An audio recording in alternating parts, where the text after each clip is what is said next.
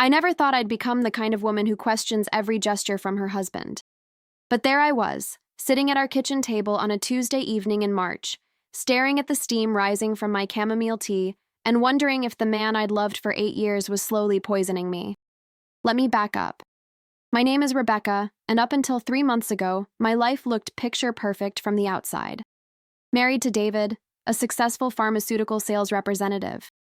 We lived in a modest 2-story house in suburban Pennsylvania, the kind with a white picket fence that I'd always dreamed about as a girl growing up in foster care.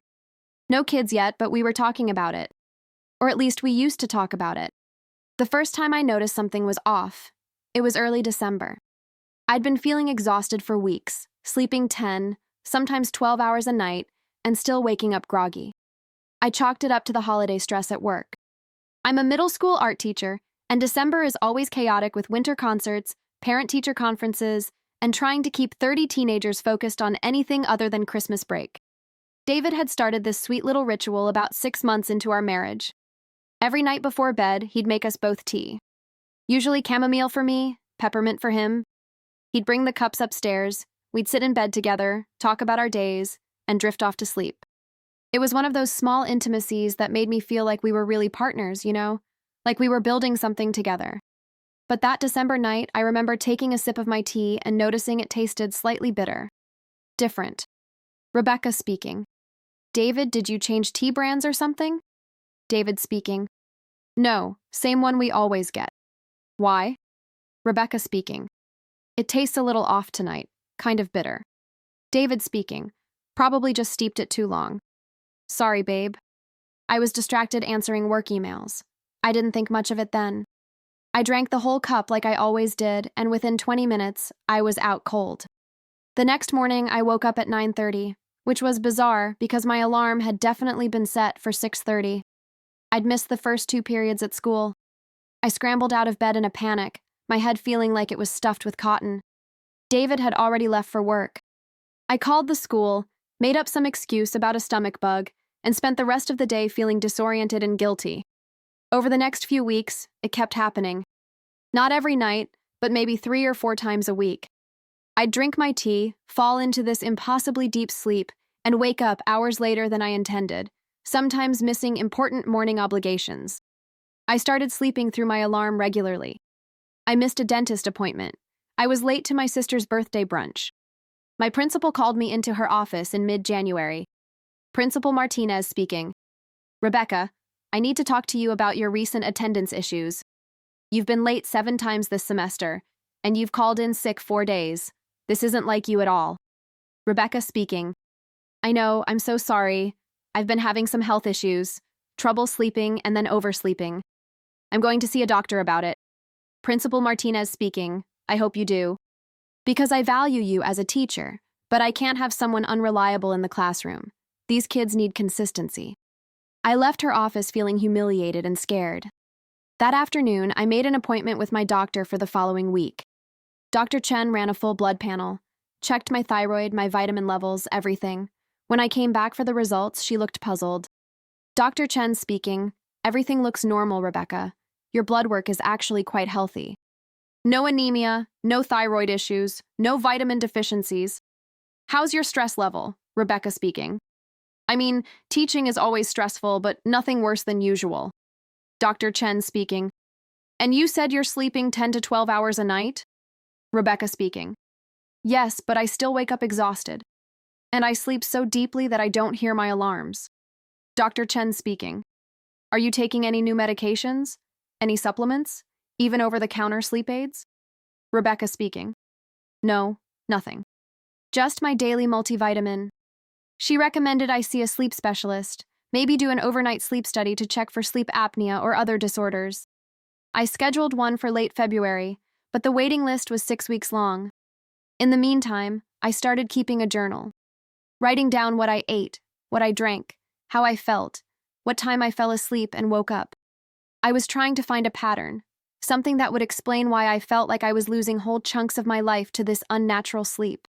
It was my best friend Monica who first planted the seed of suspicion. We were having coffee on a Saturday morning in late January. I'd been complaining about my exhaustion, about how nothing the doctor found seemed to explain it. Monica speaking.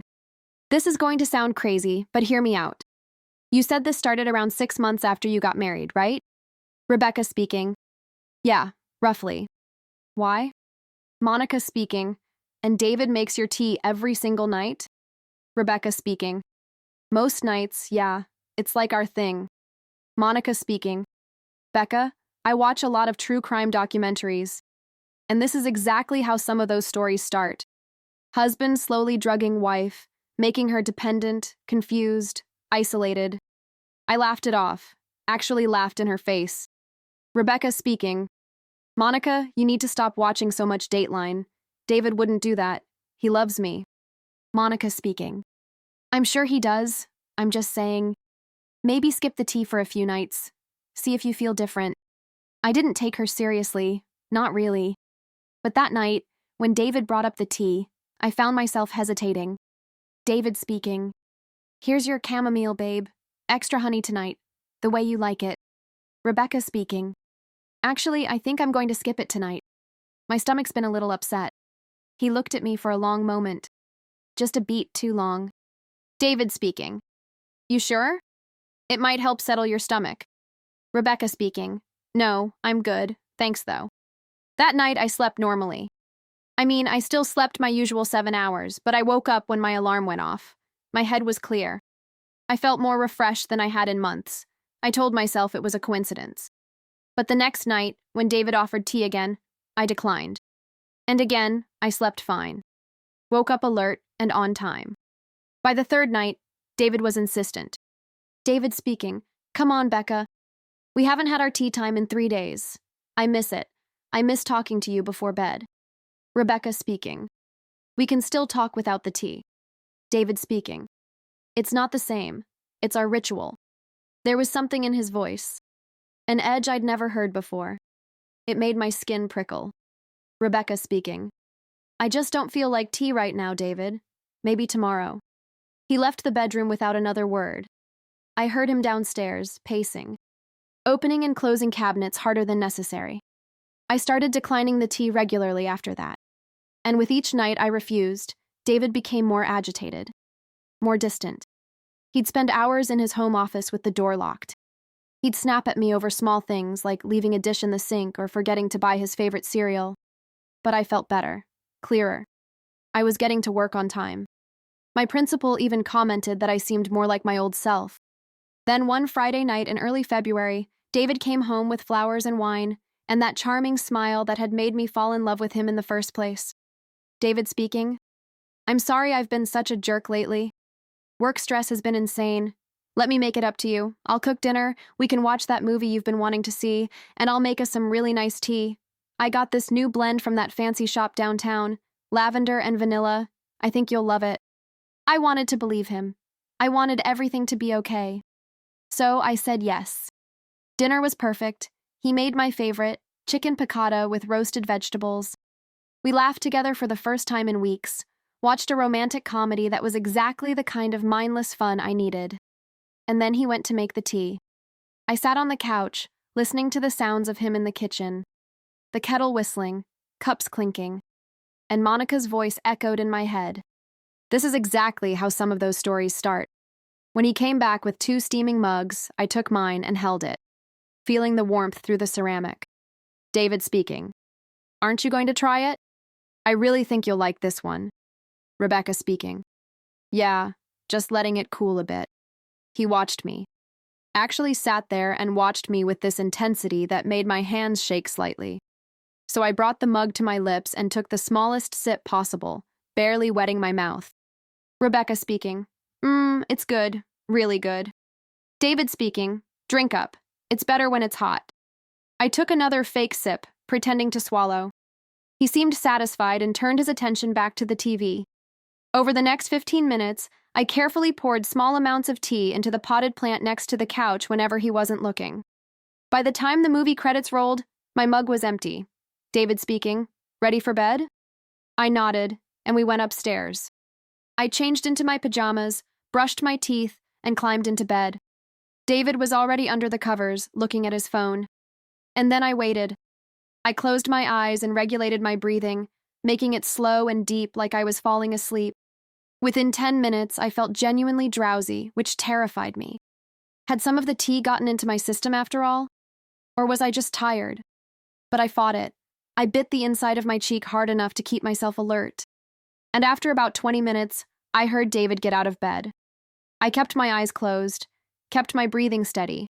I heard him leave the bedroom, heard his footsteps going downstairs, heard the sound of his office door opening and closing. I waited another 10 minutes before I dared to move. My heart was pounding so hard I thought it might wake him if he came back. But I had to know. I had to see what he was doing down there. I crept out of bed and tiptoed to the stairs. The third step creaks, so I skipped it. Made my way down to the first floor in complete darkness, except for the light coming from under his office door. The door was locked, but I knew where he kept the spare key. We'd gotten locked out once during an argument early in our marriage, and I'd watched him retrieve it from the fake rock in the hallway plant.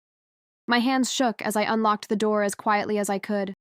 I pushed it open just an inch, just enough to see inside. David was at his computer, headphones on, completely absorbed in whatever he was looking at. I could see his screen reflected in the window behind him. He was on some kind of forum. I couldn't read the text from where I was standing, but I could see enough to know it wasn't work-related. I stood there for maybe 30 seconds before I carefully closed the door and crept back upstairs. I got into bed, my mind racing. What was he looking at? What was he doing? The next morning I woke up before him. Actually, I'd barely slept at all. I went downstairs and made coffee, trying to act normal even though nothing felt normal anymore. When David came down, he kissed my forehead like always. David speaking. Morning, beautiful. You slept well? Rebecca speaking. Yeah, like a rock. That new tea really worked. He smiled, looked pleased with himself. Over the next week, I formulated a plan. I couldn't confront him without proof. I couldn't even be sure what I was looking for proof of. So I decided to play along. I'd drink the tea, or pretend to, and I'd watch. I'd document everything. I started taking my phone with me everywhere, even to the bathroom. I took photos of the tea before I drank it. I started dumping it when he wasn't looking, and saved small amounts in a clean vitamin bottle that I hid in my car. I thought maybe I could get it tested somehow. I also started snooping, which made me feel terrible. I'd always believed in trust in a marriage. But desperate times, right? One afternoon when David was at work, I went into his office. I tried his computer, but it was password protected. I searched his desk drawers. Nothing but old receipts, work documents, the usual office supplies. Then I found his briefcase in the closet. Inside was his work laptop and some files. And underneath those files, a small amber prescription bottle with no label. I opened it. Inside were small white tablets, maybe 20 of them. I took one out and photographed it from multiple angles with my phone, then put it back exactly where I'd found it. That night, I went to a pharmacy and showed the photos to the pharmacist, claiming I'd found these pills in my teenager's backpack and wanted to know what they were. The pharmacist studied the photos. Pharmacist speaking. This looks like Zolpidem. It's a common sleep medication, usually prescribed for insomnia. Brand name is Ambien. It's a controlled substance, so if these aren't prescribed to your child, that's a serious issue. My stomach dropped. Rebecca speaking. How strong is it? Pharmacist speaking. Depends on the dosage. These look like 10 milligram tablets, which is a pretty standard dose for an adult. But for someone who doesn't need it or isn't expecting it, it could cause extreme drowsiness, memory issues, even blackouts. And it should never be given to someone without their knowledge. That would be illegal and extremely dangerous. I thanked her and left, my hands trembling so badly I could barely hold my car keys. David had been drugging me, for months, with prescription sleeping pills.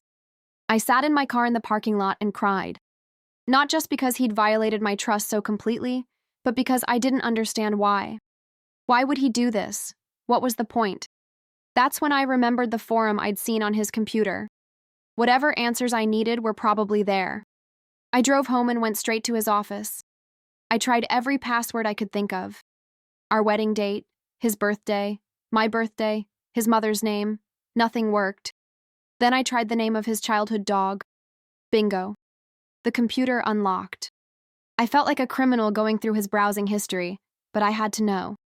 And what I found made everything so much worse and so much clearer at the same time. He'd been visiting a forum for men who felt emasculated in their marriages, men who believed women had too much power in modern relationships. The discussions were vile, talking about ways to reassert dominance, to keep women compliant and dependent. There were threads about using sleep medication to keep wives docile, to make them miss work, lose their jobs, become financially dependent, to gaslight them into thinking they had health problems. And there, under the username DavidB72, were dozens of posts from my husband, detailing his plan, asking for advice, celebrating his successes. One post from early January read, "She finally got in trouble at work for being late. Soon she'll probably lose the job altogether. Then she'll have to depend on me completely, and I can start implementing phase 2. Phase 2. I felt sick. I kept reading, even though every word made me want to vomit. He'd been planning this since before we got married. He'd specifically targeted me because I was a foster kid with no family, few close friends, and a stable job he could sabotage. There were posts about how he'd gradually increased my dosage, how he'd researched the long-term effects of Zolpidem, how he was planning to eventually convince me I had early-onset dementia and needed to be institutionalized, at which point he'd have access to my teacher's pension and life insurance. I read until I couldn't read anymore. Then I took photos of everything. Every post, every thread, every disgusting conversation. I uploaded them all to a private cloud account he didn't have access to. Then I called Monica. Monica speaking. "Becca? What's wrong? You sound terrible." Rebecca speaking. "You were right. About everything. Can you come over? I need help. I need someone here because I don't know what to do and I'm scared." She was at my house in 15 minutes. I showed her everything, the pills, the posts, the photos. We sat on my living room floor and cried together. Monica speaking. "We need to go to the police. This is assault, maybe attempted murder. I don't even know what all this is, but it's serious." Rebecca speaking. "I know. But first, I need to do something. I need to understand the full extent of what he's planning. I need to catch him in the act so there's no way he can talk his way out of this." Monica speaking. "What are you thinking?" Rebecca speaking. "Tonight, when he makes the tea, I'm going to switch the cups." Monica stared at me. Monica speaking. "That's crazy. That's dangerous. What if something goes wrong?" Rebecca speaking. "Then you'll be here. You'll call 911 if anything happens. But I need to see this for myself. I need to watch him try to drug me one more time, knowing what I know. I need that closure before I blow up my entire life." We argued about it for an hour. But eventually, she agreed to hide in the guest room upstairs. She'd stay there all night if necessary, just to make sure I was safe. David came home at 6:30 like always. I'd already texted him that I was making his favorite dinner as a surprise. He walked in, smiling, kissed me on the cheek, and asked what the occasion was. Rebecca speaking. "No occasion. I just felt like doing something nice for you. I know I've been distant lately. I want to work on us." He lit up, actually looked genuinely happy, which made what I knew so much worse. Dinner was tense for me, but David didn't seem to notice. He talked about his day, about a big sale he'd made, about plans for us to take a vacation in the summer. I smiled and nodded and felt like I was watching a stranger. After dinner, like clockwork, he stood up. David speaking. "I'll make us some tea. The lavender vanilla one again?" Rebecca speaking. "That sounds perfect." I followed him into the kitchen, claiming I wanted to help clean up. I watched him fill the kettle, get down the mugs, pull out the tea bags, and then, when he thought I wasn't looking, I saw him reach into his pocket, pull out one of those white pills, drop it into one of the mugs. My mug. I turned away, pretending to load the dishwasher, but I was shaking with rage and fear and adrenaline. He poured the hot water, added honey to mine, like always, stirred both cups carefully. David speaking. "Here we go. Let's watch something upstairs." Rebecca speaking. "Actually, I need to use the bathroom first. Why don't you take them up and I'll meet you there in a minute." He headed upstairs with both mugs. As soon as he was out of sight, I sprinted up behind him, careful to stay quiet. I watched from the hallway as he set both mugs on the nightstand on my side of the bed. Then he went into the bathroom. I heard the faucet running. I had maybe 30 seconds. I ran into the bedroom and switched the mugs, putting his mug where mine had been and vice versa. My hands were shaking so badly I almost spilled them both. I made it back into the hallway just as the bathroom door opened. I waited a few seconds, then walked casually into the bedroom. Rebecca speaking. All set. Oh, good. You brought the tea up. I climbed into bed and picked up the mug that was now on my side. The one that used to be his. The one without the drug. He picked up his mug. The one with the Zolpidem I'd watched him add. We sat there together, like we had hundreds of times before. He turned on some mindless sitcom. We sipped our tea. I watched him over the rim of my cup. Watched him drink. Watched him finish the entire thing. David speaking. This is nice. I've missed this. Missed us. Rebecca speaking. Me too. It took about 15 minutes. He started blinking slowly, shaking his head like he was trying to clear it. David speaking. Wow, I'm really tired suddenly. Must have been a longer day than I thought. Rebecca speaking. Why don't you lie down? He did. Within 5 more minutes, he was asleep. Not just asleep, but completely unconscious, the way I'd been so many nights. I could have shaken him and he wouldn't have woken up. I sat there for a long moment, just looking at him. This man I'd loved. This man who'd systematically tried to destroy me. Then I got up and went to get Monica from the guest room. Monica speaking. Oh my God, is he okay? Rebecca speaking. He's fine. He'll sleep for hours and wake up groggy, but he'll be fine. The same way I was fine every time he did this to me. We went downstairs and I called the police. I told them everything. Showed them the pills, the photos of the forum posts, the journal I'd been keeping. Within an hour, there were 2 officers in my living room taking my statement. They went upstairs to check on David. Tried to wake him. Couldn't. Called paramedics just to be safe. The paramedics confirmed he'd been drugged and would need to sleep it off. One of the officers asked if I'd given him the medication. Officer Martinez speaking. Ma'am, did you knowingly give your husband this sleeping medication? Rebecca speaking. He drugged himself. I switched our cups because he's been drugging me for months and I needed proof. I needed to see him do it one more time to be absolutely sure. Is that illegal? The officer looked at his partner. They had a whispered conversation I couldn't hear. Officer Martinez speaking. We're going to need you to come down to the station and give a formal statement. And we're going to collect all of this evidence, the pills, the computer, everything. This is a complex situation. I spent the next 6 hours at the police station, going over everything again and again. They brought in a detective who specialized in domestic abuse cases. She was kind, but thorough. Detective Williams speaking. Rebecca, what your husband did to you constitutes assault and possibly attempted murder, depending on what we find in his computer and what his intentions were. But switching the cups, that creates a complicated legal situation. You administered a controlled substance to him without his knowledge. Rebecca speaking. He'd been doing the same thing to me for months. Detective Williams speaking. I understand that, and I believe you. But the law doesn't always work the way we think it should. What I can tell you is that we're going to investigate this fully. We're going to charge him. But you might face charges too. I hadn't thought about that. In my mind, I was the victim. I was just defending myself, protecting myself. But I'd drugged him. Even if it was his own medicine, even if he'd been doing the same thing to me, I'd still done it. Monica picked me up from the station at 3 a.m. I couldn't go home.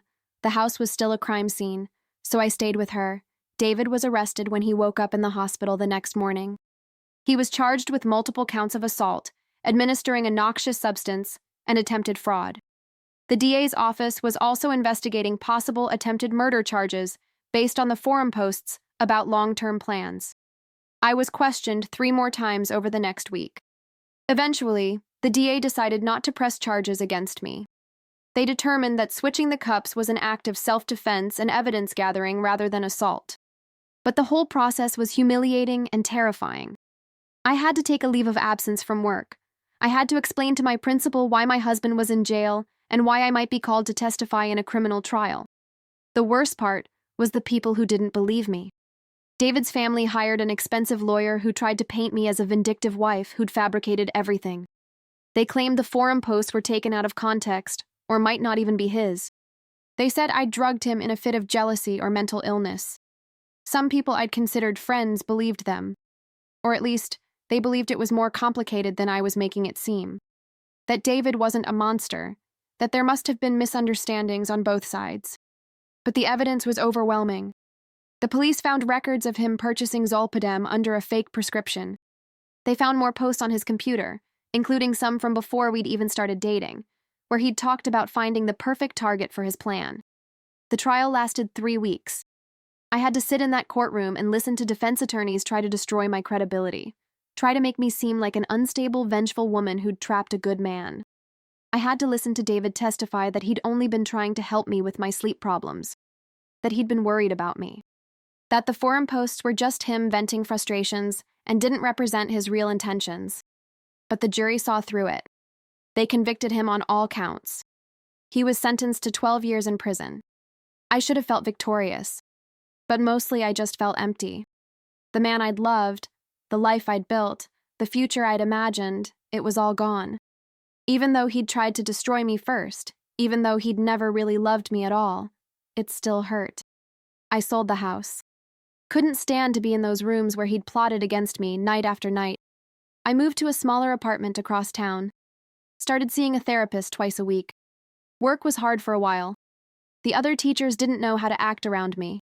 Some were overly sympathetic, treating me like I might break at any moment. Others were uncomfortable, probably unsure if they believed the whole story. But Principal Martinez was amazing.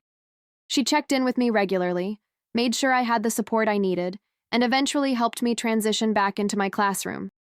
The kids were the best part. They didn't know the details, just that I'd been through something difficult.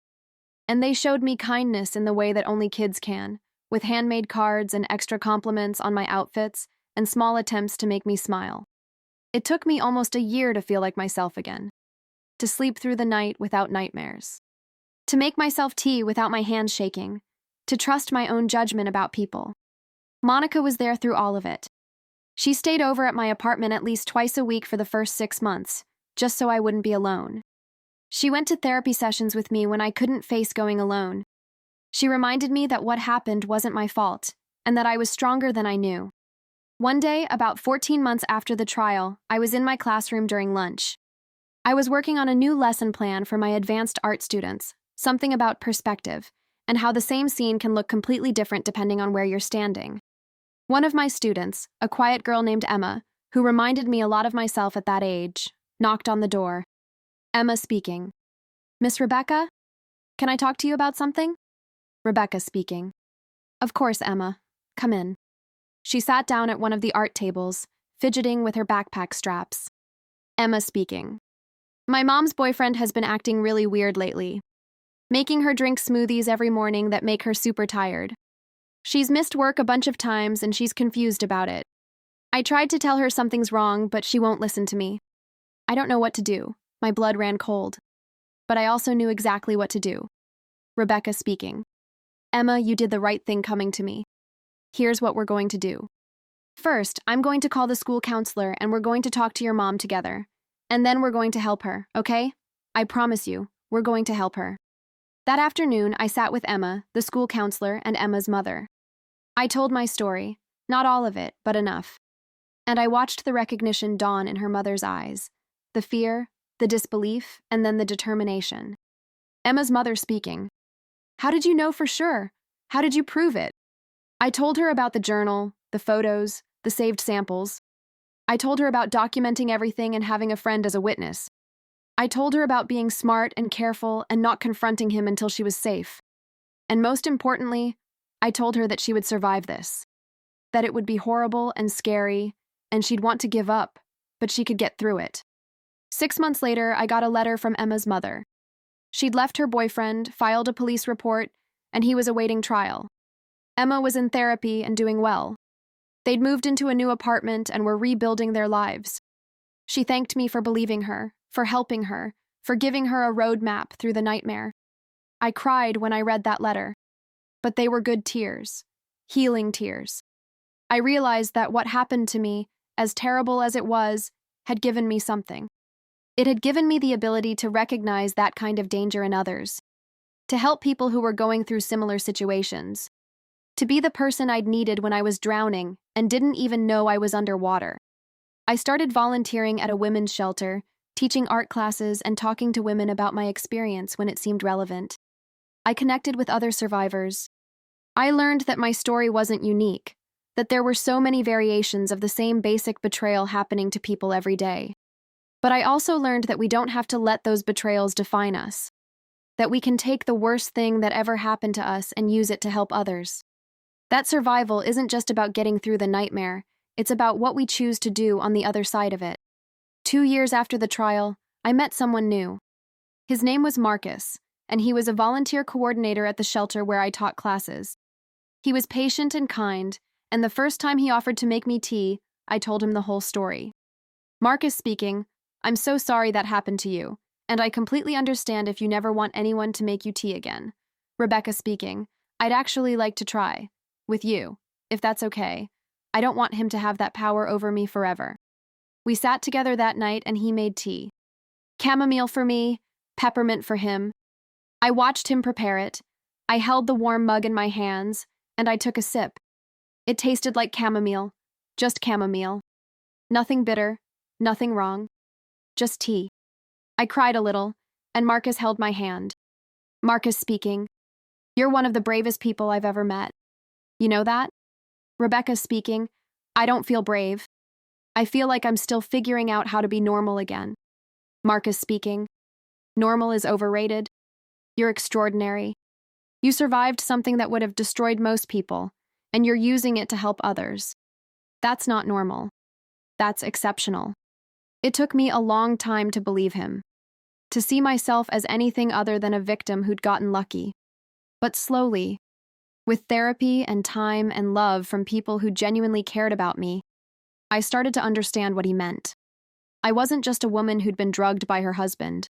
I was a teacher who inspired kids, a friend who showed up for people, a survivor who'd turned her trauma into advocacy, a person who'd been broken and had chosen to rebuild herself into something stronger. I still have hard days. Days when I wake up and the first thought in my head is that David fooled me so completely. Days when I question every relationship, every kindness, every gesture. Days when I feel like I'll never fully trust anyone again. But I also have good days. Days when I laugh with my students. Days when I help someone else recognize the signs of abuse. Days when I drink tea with Marcus and feel nothing but warmth and safety. Days when I look in the mirror and recognize the woman looking back at me. The woman I am now is different from the woman I was when all of this started. She's more cautious, yes, more aware of the darkness that can exist in people. But she's also more compassionate, more resilient, more determined to live her life on her own terms. I think about that night a lot. The night I switched the cups. The night I took back my power in the only way I could think of. Some people have told me it was reckless, that I should have just gone to the police immediately. Others have said it was brilliant, that I needed that moment of turning the tables. I don't know if it was smart or stupid. I just know it was necessary. I needed to see him fall into the trap he'd set for me. I needed to watch him experience just a fraction of what he'd put me through. I needed to prove to myself that I wasn't crazy, that it was real, that my instincts were right. And in that moment, watching him drift off into unconscious sleep from his own medication, I felt something shift inside me. The fear that had been living in my chest for months started to crack. The confusion started to clear. The powerlessness started to transform into something else. Not power over him. Not revenge, exactly. Just the simple, profound realization that I could save myself. That I didn't have to wait for someone else to rescue me. That I could be my own hero. That realization has carried me through everything that came after. The trial, the therapy, the slow rebuilding of my life, the nightmares and the setbacks and the moments when I wanted to give up. Because I learned something crucial that night. I learned that I'm stronger than I ever thought possible. That I can face terrible truths and survive them. That I can be betrayed by someone I loved and still find a way to love again. That I can be broken and still put myself back together. Maybe not perfectly. Maybe with visible cracks. But still whole enough to live a full life. 3 years after the trial, I'm teaching a new crop of middle schoolers about color theory. We're talking about how colors can change based on what's around them, how context matters, how things aren't always what they seem at first glance. One of my students raises his hand. Student Jake speaking. "Miss Rebecca, Does that mean we can't ever really trust what we're seeing? Like, if everything depends on context, how do we know what's real? I think about his question. Think about bitter tea and sleeping pills and a man I thought I knew. Rebecca speaking. That's a really good question, Jake. I think the answer is that we learn to trust ourselves, to pay attention to the details, to listen when something doesn't feel right. We gather evidence, we look from different perspectives, and then we make the best decision we can with the information we have. And if we're wrong, we adjust. We learn. We do better next time. He nods, satisfied with that answer. But as I continue the lesson, I realize I'm not just teaching them about art. I'm teaching them about life, about awareness and intuition and the importance of trusting yourself, even when everyone else is telling you you're wrong. That night, I go home to the apartment I've made my own. I make myself dinner. I call Monica, and we laugh about something ridiculous one of her co-workers did. I work on a painting I've been creating, abstract shapes in blues and greens that somehow represent how I feel these days. Fluid, changing, finding my way. And then, because I can, because I've reclaimed this small ritual for myself, I make myself tea. Chamomile with honey, the way I've always liked it. I sit on my couch with my cat curled up next to me, and I sip it slowly. It tastes like chamomile, like honey, like safety, like home, like freedom. Like a life I almost lost but fought to keep. Like a future I'm still figuring out, but no longer fear. Like second chances and hard-won wisdom and the kind of strength that only comes from surviving something you never thought you'd have to face. I finish my tea and wash the cup. I get ready for bed in my own time, with no one watching, no one waiting, no one plotting. I set my alarm for the morning, knowing I'll hear it when it goes off. And as I drift off to sleep, naturally and safely in my own bed, I think about the journey I've been on. How it started with suspicion and fear and ended with strength and self-knowledge. How I lost everything I thought I wanted and found something better. How I discovered that the person I'd been searching for to save me was inside me all along. I'm not the same woman who drank that first bitter cup of tea. I'm someone different now. Someone who knows her own worth. Someone who trusts her instincts. Someone who refuses to be made small or silent or afraid. Someone who survived. Someone who is building a life worth living. Someone who knows that no matter what challenges come next, she has the strength to face them, because she already faced the worst and came out the other side. Not unscathed, but alive. Not unchanged, but still herself. Not broken beyond repair, but healing. Growing. Becoming. Living fully in a way she never could have if she'd stayed in that perfect-looking life that was slowly poisoning her from the inside out. And that woman, the one I am now, she drinks her tea and sleeps peacefully. She wakes up on time, she teaches her classes, she helps other people, she falls in love again, she trusts again, carefully but genuinely. She builds a life that's messy and imperfect and completely her own. She takes up space in the world without apology. She speaks her truth even when it's uncomfortable. She refuses to be diminished. And every single day, in small ways and large, she chooses herself. She chooses to keep living. She chooses to keep fighting. She chooses to keep believing that tomorrow can be better than today. That's the real victory. Not switching the cups, not the conviction, not even surviving. The real victory is choosing, every single day, to build a life worth protecting. To become a person worth being, to transform trauma into purpose and fear into strength and betrayal into wisdom. That's what I did. That's who I am, and no one can ever take that away from me. The months that followed the trial were a lesson in patience and persistence. I had to learn how to exist in a world where people knew my story, where I'd walk into the grocery store and someone would recognize me from the news coverage, where colleagues would whisper when they thought I couldn't hear, where well-meaning strangers would approach me with their own stories of abuse, looking for guidance I wasn't sure I was qualified to give. But I showed up anyway. Every single day, I chose to show up. My therapist, Dr. Sarah Patel, helped me understand that healing isn't linear, that I'd have good weeks followed by terrible days, that triggers could come out of nowhere and knock me sideways even when I thought I was doing fine. Dr. Patel speaking. Rebecca, I want you to understand something important. You're not going backwards when you have a bad day. You're not failing when something triggers a panic attack or a nightmare. Trauma doesn't heal in a straight line. It's more like a spiral. You might circle back to similar feelings, but you're doing it from a higher vantage point each time. With more tools, more understanding, more strength. Rebecca speaking. It doesn't feel like that. Sometimes it feels like I'm right back where I started. Scared and confused and not trusting anyone. Dr. Patel speaking. I know. But think about how you handle those feelings now versus how you handled them a year ago. You're not sleeping 12 hours a day anymore. You're not missing work. You're not questioning your own sanity. You feel the fear, you acknowledge it, and you move through it. That's progress. She was right, even though I didn't always want to admit it.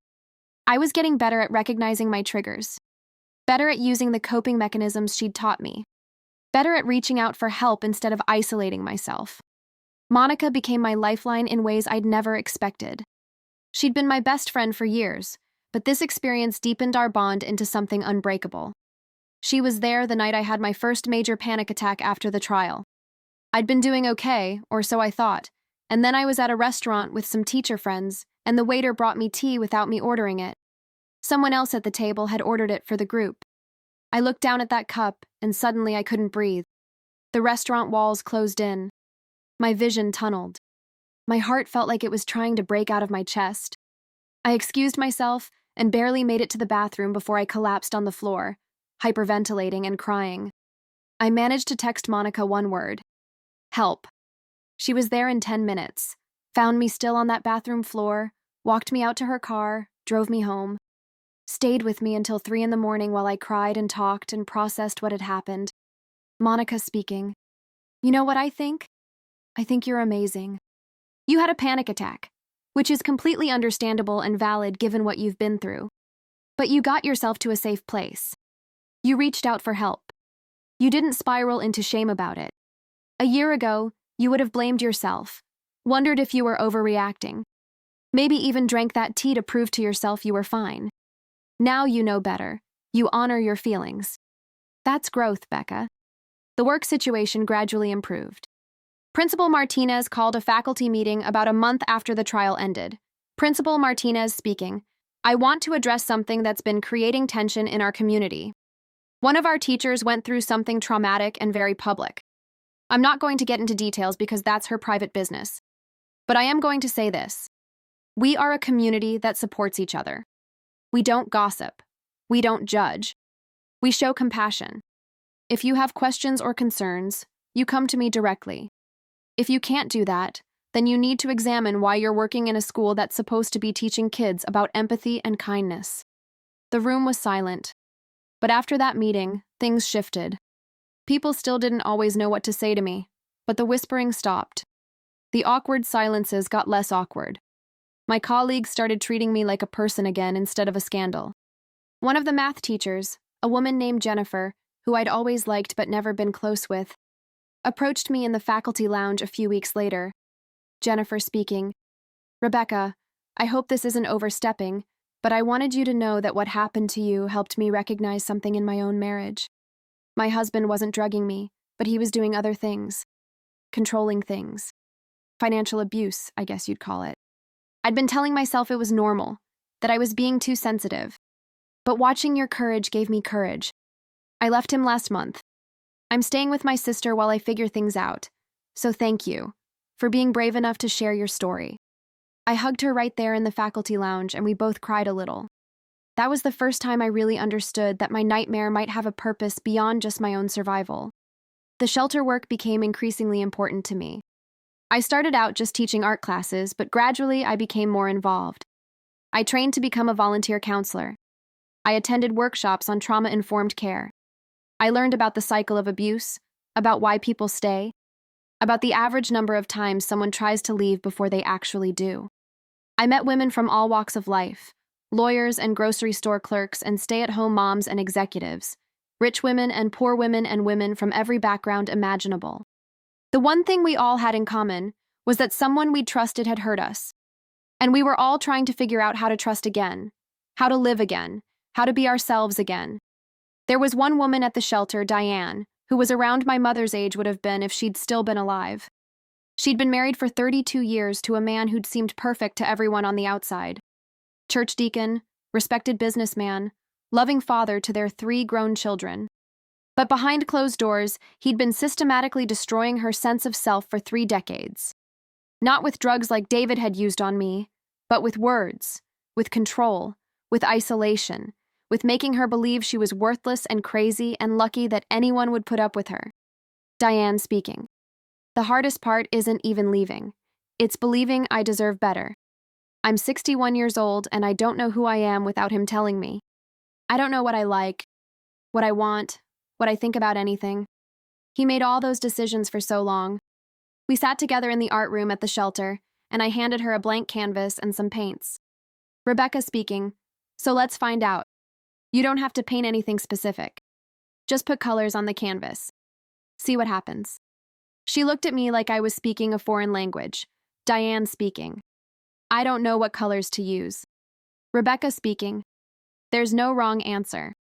That's the whole point. What color are you drawn to right now? She stared at the paints for a long time. Then, tentatively, she picked up a brush and dipped it in blue. Then yellow. Then red. She started painting, slowly at first, then with increasing confidence. By the end of the session, she had a canvas covered in bold, chaotic, beautiful color.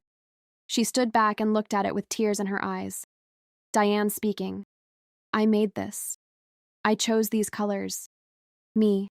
Not him. Me. That's when I understood the real power of what I was doing. I wasn't just teaching art. I was creating a space where women could remember who they were, where they could make choices, even small ones, and see that nothing bad happened as a result, where they could start to trust themselves again. I started developing a specific curriculum for the shelter. Classes that focused on self-expression and decision-making and trusting your own judgment. We did collages where women cut out images that spoke to them without overthinking it. We did sculpture where they had to solve problems with their hands. We did portrait work where they had to really look at themselves and decide what they wanted others to see. The shelter director approached me about 6 months into my volunteer work. Director Lisa speaking. Rebecca, I've been watching what you're doing with these women. It's remarkable. I know you're a full-time teacher, but I wanted to ask if you consider doing some consulting work for us, helping us develop this into a formal program we could implement across all our locations. We'd pay you, of course. I was shocked. I'd never thought about turning this into something bigger. But the more I considered it, the more excited I became. Over the next year, I developed a full therapeutic art curriculum specifically designed for abuse survivors. I trained other facilitators. I wrote grant proposals to fund art supplies and expand the program. I presented at conferences about the intersection of creativity and healing. My principal was incredibly supportive. She allowed me to adjust my teaching schedule so I could do the shelter work. She even got the school board to approve a partnership program where some of our advanced art students could volunteer at the shelter as part of their community service requirements. The first time one of my students, a talented girl named Aisha, came back from volunteering and told me it had changed her perspective on everything, I felt something click into place. This was my purpose. Teaching had always been my passion, but this was different. This was using everything I'd been through to create something meaningful. My relationship with Marcus progressed slowly, which was exactly what I needed. He never pushed, never demanded more than I was ready to give. Never made me feel bad about my boundaries or my triggers or my need to take things at my own pace. Our first real date was 6 months after we met. Dinner at a quiet Italian restaurant where he'd specifically requested a table away from the kitchen so I wouldn't be triggered by people preparing food or drinks I couldn't see. Marcus speaking. I hope this is okay.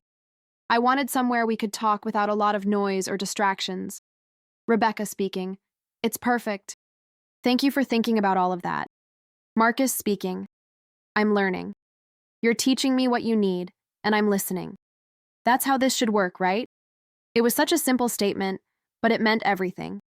The idea that a relationship should be about listening and learning and meeting each other where you are, not about one person controlling or manipulating the other.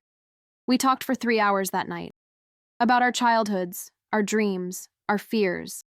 He told me about his divorce 5 years earlier, how his ex-wife had cheated on him with his best friend, how he'd struggled to trust anyone after that. Marcus speaking, I know it's not the same as what you went through. She didn't try to hurt me physically or destroy my life systematically. But that betrayal, that feeling of realizing someone you loved wasn't who you thought they were, I understand that part. I understand how it changes you. Rebecca speaking. It does change you. But I'm starting to think that's not always a bad thing. I mean, I wouldn't wish what happened to me on anyone. But the person I am now, the work I'm doing, the way I see the world, I don't think I could have gotten here any other way. Does that make sense? Marcus speaking. Perfect sense. We're all the sum of our experiences, good and bad. The question is what we do with them. That conversation marked a turning point for me. I'd been viewing my trauma as something that had happened to me, something I had to overcome. But maybe it was also something that had shaped me into a person who could help others. Maybe it was both a wound and a gift.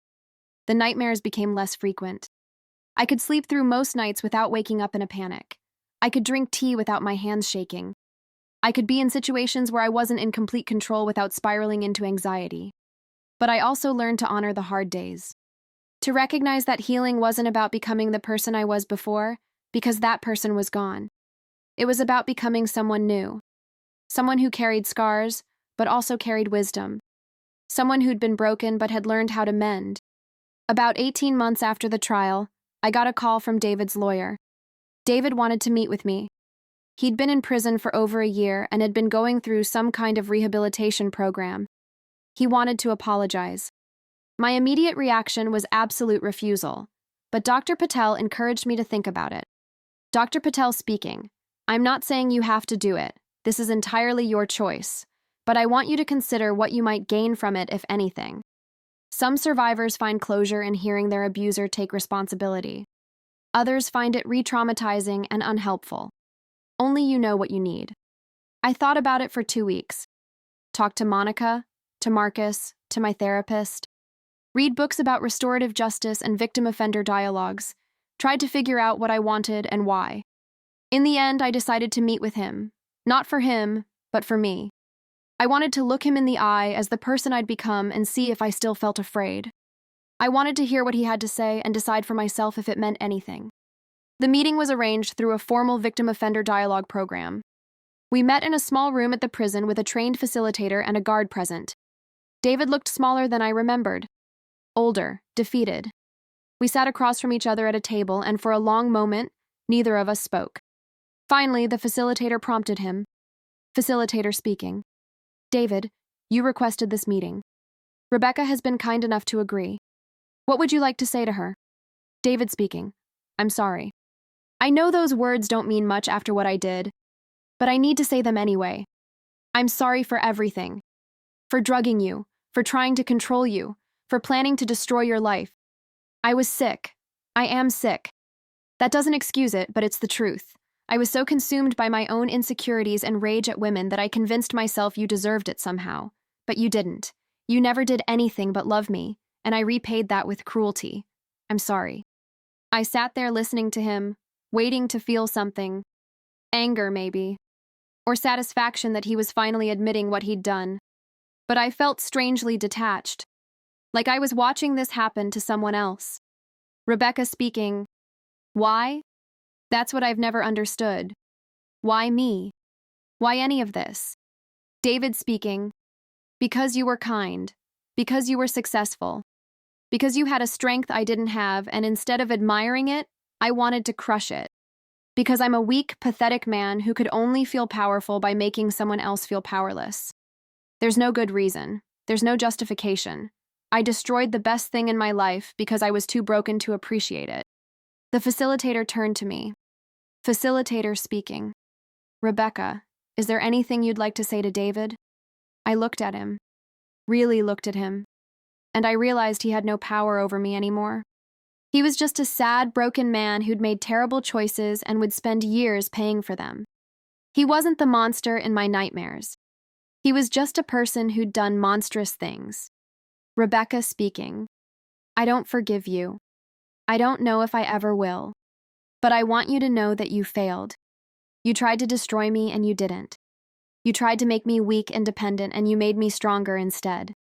You tried to take away my future and you gave me a purpose I never would have found otherwise. So in a twisted way, I guess I should thank you. Because the life I'm building now, the person I'm becoming, it's better than anything I had when I was with you. You lost everything. But I gained more than you could ever take away. David started crying, actual tears running down his face. David speaking. I'm glad. I'm glad you're okay. I'm glad I didn't break you. I don't deserve your forgiveness, and I'm not asking for it. I just wanted you to know that I see now what I did. I see it clearly, and I'll carry that guilt for the rest of my life. I stood up to leave. Rebecca speaking. Good. You should. Goodbye, David. I walked out of that prison and felt lighter than I had in 2 years. I didn't forgive him. Maybe I never would. But I didn't need to anymore. His remorse or lack of it, his understanding or lack of it, none of it mattered to my healing. I was healing anyway. I was thriving anyway. I was building a beautiful life anyway. Marcus was waiting for me in the parking lot. I got in the car and he didn't ask any questions, just held my hand as we drove. Finally, I spoke. Rebecca speaking. I don't need anything from him anymore. Not apologies, not explanations, not anything. He's just part of my past now. A part I've learned from, but not a part that controls my present or my future. Marcus speaking. That's huge, Becca. That's really huge. The work at the shelter continued to expand. We got funding for a full-time art therapy program. I was able to hire 2 other facilitators and train them in the curriculum I'd developed. We started seeing measurable results in the women's recovery. They were staying in the program longer, engaging more deeply, transitioning to independent living more successfully. One woman, Patricia, who'd been at the shelter for 3 months, pulled me aside after a class. Patricia speaking. Miss Rebecca, I need to tell you something.